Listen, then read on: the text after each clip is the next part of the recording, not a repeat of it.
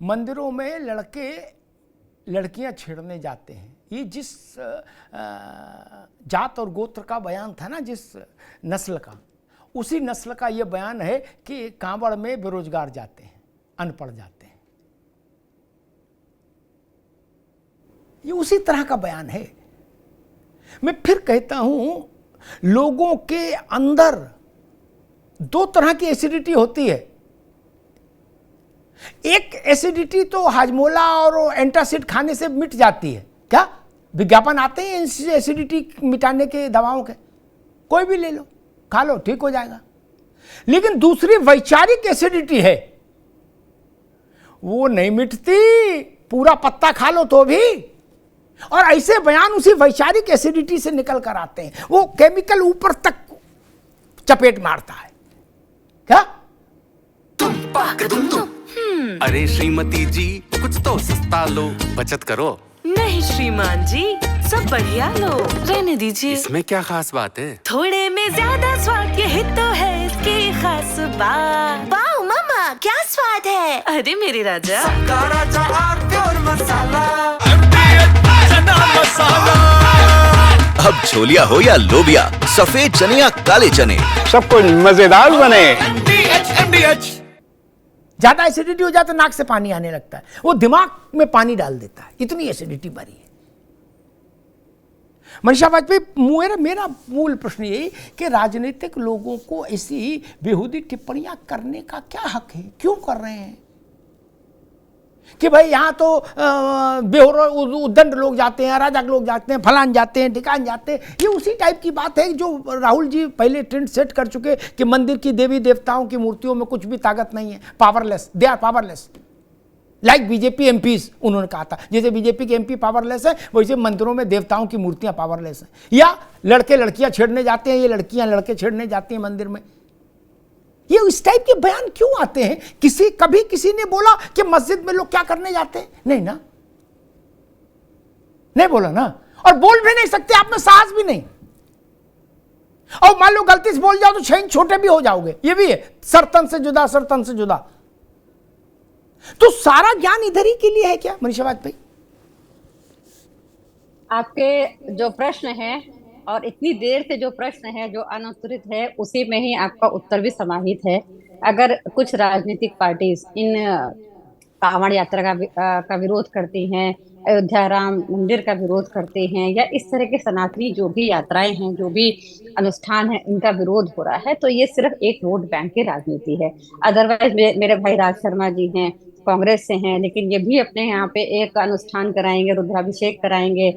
हमारे अशोक यादव जी जो हमारे समाजवादी से हैं, ये भी जन्माष्टमी का उत्सव करेंगे, रुद्राभिषेक कराएंगे। लेकिन जब बात आती है पार्टी की, तो इनको वोट बैंक का ध्यान रखना होता है। इसी कारण ये इस तरह के बयान देते हैं। अब जैसे आपने कहा कि जिहाद वाली बात कही कि मंदिर में लड़के छेड़ने के लिए जाते हैं, लेकिन अगर हम गरबा की बात करें, और जब ये लगा दिया गया कि पहचान बतानी होगी, तो कुछ विशेष समुदाय के लोग हाथ में कलावा बांध करके वहां पे लड़कियों से मिलने के लिए पहुंच जाते हैं, और जब उस पर रोक लगाई जाती है तो उपद्रव करते हैं। समस्या बात सनातन के प्रचार प्रसार की नहीं है, समस्या है जय श्री राम के उद्घोष से, समस्या है हर हर महादेव के उद्घोष से। ये कांवड़िए जब हर हर महादेव का या जय बम भोले का उद्घोष करते हैं, ये समस्या है। जबकि इनको ये नहीं समझ में आता है कि ये भारत को जोड़ने की एक यात्रा है, ये एक समावेशी है। यहाँ दलित से लेकर गांव का दलित हो, चाहे शहर का ब्राह्मण हो, ये सब एक ही परिवेश में रहते हैं, एक ही कलर के कपड़े पहनते हैं, और एक ही देव की आराध्य जो उनके हैं, उनको जल चढ़ाने के लिए जाते हैं। और मैं आगे ये कहना चाहती हूँ, जो जयकारा है, ये सिर्फ इन्हीं यात्राओं का नहीं है।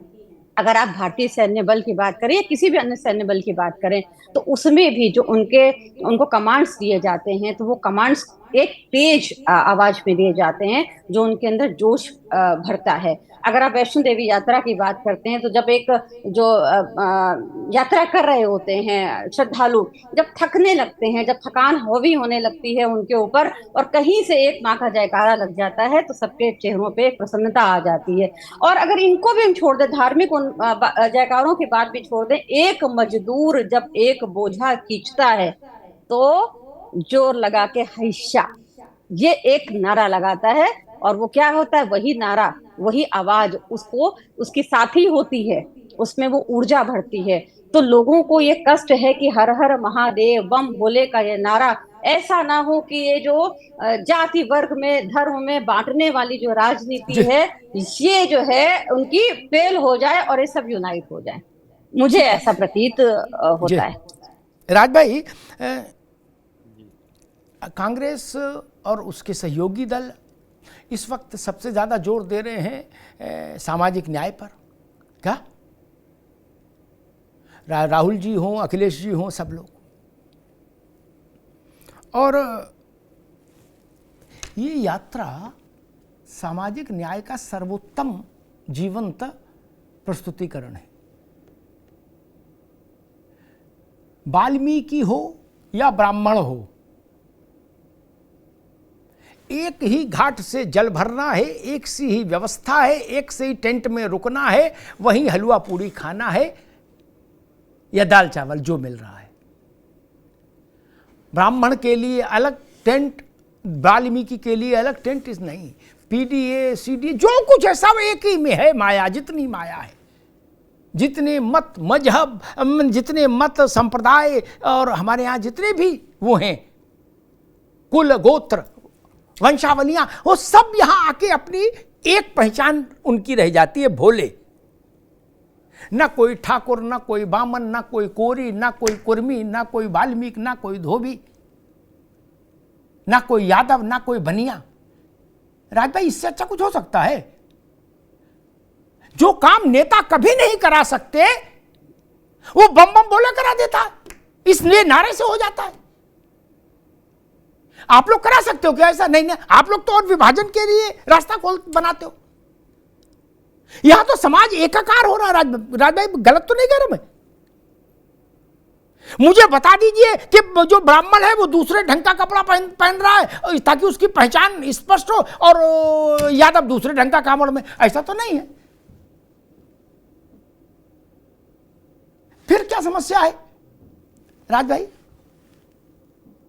पहले तो दादा, मैं एक बात कहने वाला हूं, बार बार ब्राह्मणों का उदाहरण देना आपको भी बंद करना पड़ेगा और सबको बंद करना पड़ेगा। ठीक है।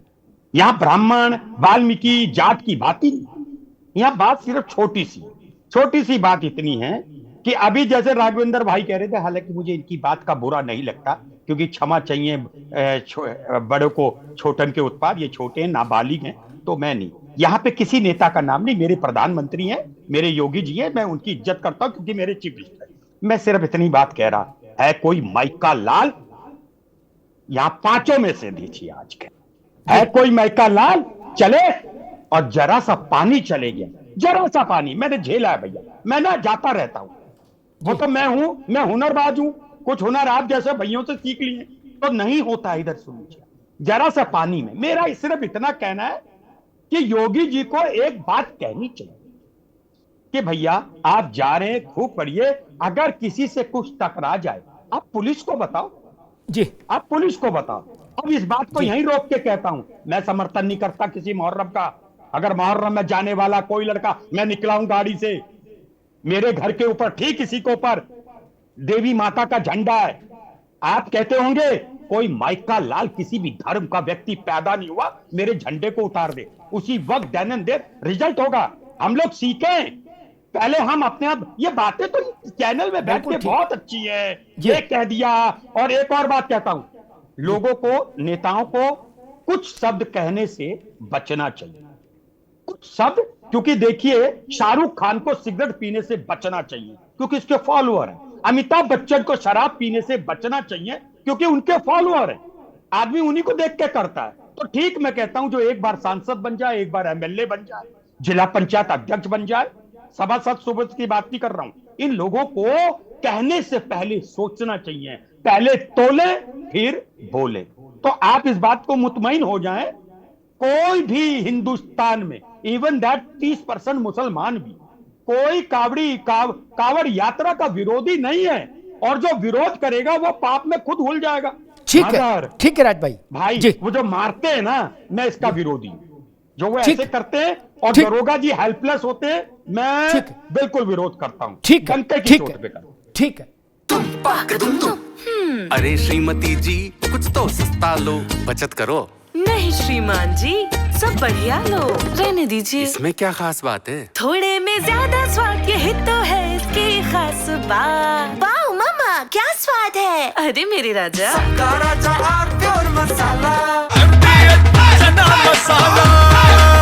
अब छोलिया हो या लोबिया, सफेद चने या काले चने, सब कुछ मजेदार बने। MDH